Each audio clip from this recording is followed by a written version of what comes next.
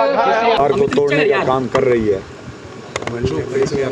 जिस प्रकार से वो हर व्यक्ति को, जो हमारे पार्षद के लिए चुनाव लड़ने जा रहे हैं, चाहे हमारे पार्टी के वरिष्ठ नेता हैं, उनको तरह तरह के प्रलोभन देने का काम कर रही है। हालांकि हम अभी त्रिलोचन सिंह जी के पास आए थे, हमारे बहुत पार्टी के सीनियर नेता हैं, और कहीं ना कहीं पार्टी ने उनको अल्पसंख्यक आयोग का चेयरमैन भी बना के रखा, और कई सालों से पार्टी के संयोजक भी रहे हैं। न जाने क्या उनको कहा गया है या क्या उनको आश्वासन दिया गया है, उन्होंने कांग्रेस पार्टी का छोड़ने का निर्णय लिया है। देखिए, आज जो मैं चुनाव के दौरान आपके सामने कहता हूँ, जनता के बीच में, धन बल वर्सेस जन बल। आज बीजेपी पार्टी हर तरीके का हथकंडा अपनाने का काम कर रही है, और जिस तरह से वो लालच देकर हमारे परिवार को तोड़ने का काम कर रही है, अब या तो वो डरे हुए हैं। अब आप वो बातें कुछ कर रहे थे कि हम चुनाव नहीं जीतने देंगे। अगर इस तरीके की परिस्थिति है तो फिर इस तरीके की कार्रवाई करने का क्या मतलब बनता है? अगर हमारी पार्टी से किसी ने पर्चा भराया, उनके घरों में जा रहे हैं, ठीक है ना, और पिछले 5 साल के अंदर नगर निगम के अंदर जितना भ्रष्टाचार हुआ, जिस पिछले 10 साल के अंदर सरकार ने जितना भ्रष्टाचार किया, अब जनता को ये तय करना है, सरकार जो बननी है वो जनता के वोट से बननी है, वोट जनता ने देने हैं। अब ये जनता को तय करना है कि इनको दोबारा से लूटने की छूट देनी है या एक ईमानदार नगर निगम की सरकार बनानी है। मैं तो आपके माध्यम से यही जनता को अपील करता हूं कि जिस तरीके का वो हथकंडे अपना रही है,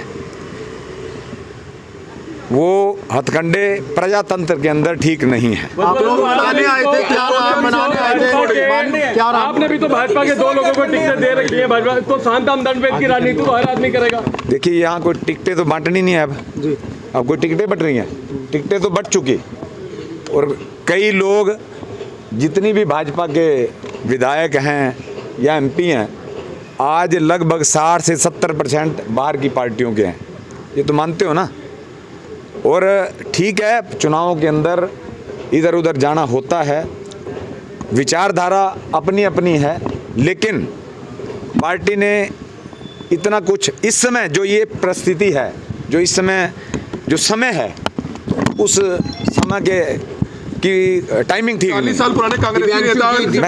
मैं 92 से इलेक्शन लड़के कांग्रेस में आया था, और मैं आपके माध्यम से हुड्डा साहब, दीपिंदर जी, उदयभान जी से, शैलजा जी, रणदीप सुरजेवाला से क्षमा चाहूँगा कि मैं आज कांग्रेस छोड़कर बीजेपी में जा रहा हूँ। जिस बीजेपी को मैं कोसता रहा, आज उसी बीजेपी में जा रहा हूँ। उसका कारण कि कांग्रेस के नेता कोई गलत नहीं है, लेकिन कांग्रेस अपनी नीतियों से हट के चले गए। वो कांग्रेस जिसके लिए श्रीमती इंदिरा गांधी ने शहादत दी, राजीव गांधी जी ने शहादत दी देश एकता अखंडता के लिए, आज वो कांग्रेस खत्म होने जा रही है और ख़त्म हो चुकी है। भविष्य में मैं बहुत सारी टीम को जोड़ूंगा ताकि वो बार 40 साल तक, हम 45 साल तक मैं मार खाता आगे वो मार ना खाएं। कार्यकर्ताओं को कहूँगा भाई ठीक, अब राजनीति वो करो जिसमें आपको ठीक लगे। अब लोग ये कह रहे हैं कि बीजेपी हमारे लिए ठीक है, क्योंकि भविष्य में अगर काम हमने कराने हैं, सरकारें उनके ऊपर भी उनकी, और अगर मेयर पद भी उनको मिलेगा तो फिर हम कहाँ जाएं? कब तक लड़ूंगा मैं कार्यकर्ताओं के लिए? इसलिए मैं आज भाजपा में जा रहा हूँ, और मैं हुड्डा साहब इन सबसे क्षमा चाहता हूँ कि आपने मेरी बड़ी मदद की, लेकिन मैं क्षमा चाहता हूँ। 2 मुख्यमंत्री जिनके खिलाफ आपने चुनाव लड़ा, चाहे नायब सिंह सैनी की बात हो या मनोहर लाल खट्टर के, तो कैसे सामंजस्य बिठा पाएंगे? उनको कहीं ना कहीं आपने अपशब्द भी कहे होंगे। देखिए, अगर वो मेरे घर आ रहे हैं तो वो भी अपशब्दों को भूल के आ रहे होंगे। मनोहर लाल जी खट्टर मेरे घर 2-3 बारी पहले आ चुके हैं, मेरे माता जी की डेथ पे, मेरी सिस्टर की डेथ पे, मेरे ठीक है राम सलाम उनकी बेचारी इज्जत करते हैं मेरे, अगर उनके दिल में बात होती तो मेरे आज घर पर आते हैं। सर एक कई तरह के आरोप लगाए हैं आपने कांग्रेसी नेताओं पे जो स्थानीय नेता है। आप कह रहे हैं सर नवाज शरीफ और उन पे एक सेम केस है, कौन सा केस है वो? पनामा पेपर स्कैम, आज मैं माफ़ी चाहता हूँ, मैं ले नहीं पाया, फिर किसी ने कहूँगा आपको दे दूँगा। उसमें लिखा हुआ है कि उसमें कौन कौन इन्वॉल्व हैं। उसमें नवाज शरीफ का नाम भी आएगा, उसमें अमिताभ बच्चन का नाम भी आएगा, उसमें स्मिता सिंह का नाम भी आएगा, उसमें जगदीप का नाम आएगा, क्योंकि उनकी बेटी है, उनके दामाद को अपनी बेटी मानता हूँ, इसलिए मैं किसी और का नाम नहीं लूँगा, उन सब का नाम आएगा। वो ट्रस्ट से हट गए, अपने आप को ट्रस्ट से निकाल दिया, लेकिन ट्रस्ट से निकलने का SHO बदल दो, उससे फ़र्क नहीं पड़ेगा, लेकिन SHO के टाइम पे जो क्राइम हुआ हो बात उसकी देखी जाती है। इसे बदल दिया। आज मैं आपके माध्यम से नरेंद्र मोदी जी से, अमित शाह जी से, मुख्यमंत्री हरियाणा से और मनोहर लाल खट्टर से डिमांड करूंगा कि पनामा पेपर स्कैम दोबारा खोला जाए और इसको बेनकाब किया जाए। स्मिता सिंह को 7,000 करोड़ की मालिक कैसे बनी, आज 100 देशों में घूम रही है, कैसे आई, इनके ऊपर क्या क्या इल्ज़ाम रहे, सारी इंक्वायरी होनी चाहिए। मैं आगे जो लड़ाई लड़ूंगा उसके बीच में ये भी मेरा शामिल होगा भी स्मिता सिंह के सारी जांच होनी चाहिए भी करोड़ों रुपये इसका कहाँ से आया। किसी का फोन आया मनाने के लिए? नहीं, मनाने के लिए सब आए थे, हुड्डा साहब भी आए थे, मैं उनकी रिस्पेक्ट करता हूँ। दीपिंदर जी से मेरी 2-3 और बात हुई, उदय पान जी से बात हुई, लहरी सिंह से बात हुई, कुलदीप शर्मा जी का फ़ोन आया, मैं उठा नहीं पाया। सब आए हैं, मैं सबका सम्मान करता हूँ, मैं किसी से नाराज़ नहीं हूँ। लेकिन से चर्चाएं थी कि नहीं, भारतीय जनता पार्टी में जा सकते हैं त्रिलोचन सिंह। नहीं, आज सुबह 8 बजे के बाद एक्टिव। सर वजह क्या रही? कल तक आप उनका नॉमिनेशन कर रहे थे, आखिर में क्या सोचने पे मजबूर हो गए कि आज जाना ही? मेरे को एक सीन याद आ गया, मैं जब बायोडाटा मांगने गया तीसरी बार, 2 बार मुख्यमंत्री से टक्कर लेने के बाद, 55,000 वोट लेने के बाद जब मैं बायोडाटा देने गया, मेरा बायोडाटा लेने से मना कर दिया गया, फिर भी मैंने आंखें बंद करी, स्मिता सिंह की मदद करने का आश्वासन दिया। यहीं मेरे घर पे आई, मैं ईमानदारी से मदद कर रहा था। चुनाव से एक दिन पहले किसी नेता का फ़ोन आया, मेरे को धमकाया गया भी सरकार बन रही है, सेक्रेटरी में मत बढ़ जाना। फिर उसके बाद क्या मैं यहाँ रह सकता हूँ?